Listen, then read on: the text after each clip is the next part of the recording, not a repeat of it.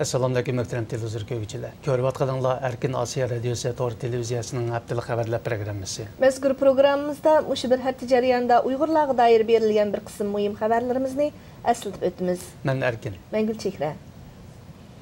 25 may kuni Urumchi Ulanbaydagi o'smirlar turmasida yuz bergan voqeada o'lgan bir qism mahbuslar bilan soqchilarning kimligi aydınlaşdı.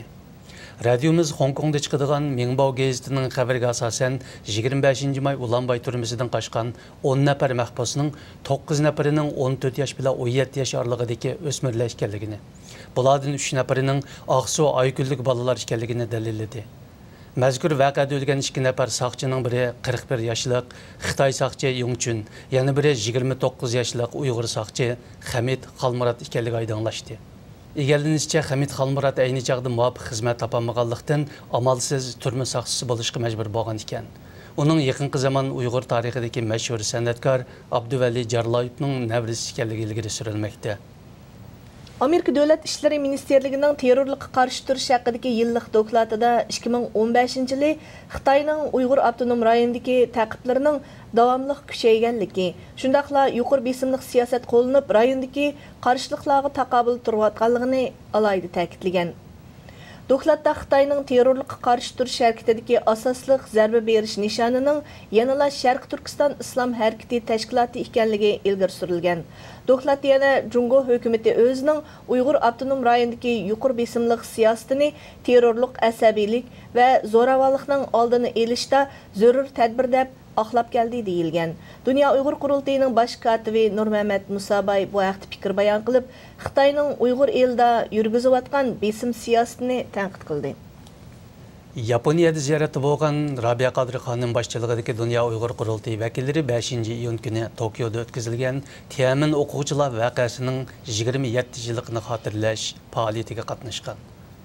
Rabia Qadri xonim mazkur yig'inda alohida taklif qilingan Wang Dan, shundaqli Tibet, Mongol va boshqa kishilik huquq tashkilotlarining vakillari bilan ko'rishgan ham Uyg'ur masalasi bo'yicha so'z qilgan.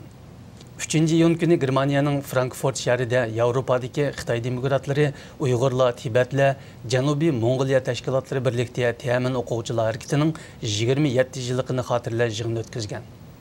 Dünya Uyg'ur qurultayi ijroiya komiteti mudiri Dolqin Aysa Uyg'urlarga vakolatan yig'ilishga qatnashib, Uyg'urlar masalasini anglatgan. Xitoy hukumati bu yillik Ramazon harpisida Şinjanning diniy e'tiqod erkinligi ahvoli nomli aqtashlik kitobni e'lon qilib, Uyg'ur elida musulmonlarning diniy e'tiqodiga nisbatan hech qanday cheklamaning yo'qligini ilgari surgan edi. Halbuki Ramazon harpisida Urumchi shaharlik 46-o'tir maktab asabiylikni tugutish bo'yicha ota-onalarga ochiq xat avatib, ularning farzandlariga vakolatan imzo qo'yib, kapolat berishni talab qilgan. Egallanishicha, Qashqar universitetidagi Uyg'ur o'quvchilar Ramazon mezgilida maktab doiralari tarafidan suv ichishga va tomoq yeyishga majburlangan. Undan boshqa bir qism yez kentlarda muqimlik kadrlarining uy aralab, kadrlar bilan o'quvchilarni ro'za tutishdan cheklayotganligi ma'lum bo'lmoqda. Aqsuning 10 so'nayi to'qilayisida Xitoyning atalmış diniy asabiylikka qarshi xizmat do'lqinida vazifa o'tayotgan bir kanit sekretari radiomiz ziyoratini qabul qilib, kanitning muqimlik vaziyatidagi yangi o'zgarishlar haqida ma'lumot berdi. Mazkur kanit sekretari o'z kentida muqimlik vaziyatini barpo qilish uchun masjidlarni ixchamlashtirganligini, yoshlarni o'yin tomoshaga yetaklaganligini, buning natijasida kanitda aroq ichadiganlarning ko'payganligini iftixorlik bilan bayon qildi. U yana muqimlikni yaxshilash uchun e'lingan bu tadbirlarning yuqorining ko'rsatmasi bo'yicha ilib berilayotganligini bildirdi. Ataqliq ovoz artisti Qalbinur Elnazi 2016-yili 9-iyun kuni saharda yurak kesili sababi bilan 46 yoshida Urumchida vafot bo'lgan. O'zining yiqimliq ovozi bilan ko'plagan kino va televiziya teatrlariga ovoz bergan, Uyg'ur bolalarining qalbidagi cho'chakchi onaga aylangan marhuma Qalbinur Elnazi xalq ichida balalarning yaxshi do'sti, ota-onalarning yordamchisi, talantliq ovoz artisti degandek nomlarga sazovar bo'lgan edi. Qalbinur Elnazi 1970-yili Ilida tug'ilgan bo'lib, 16 yoshidan boshlabla kino va televiziya teatrlariga ovoz berishga boshlagan.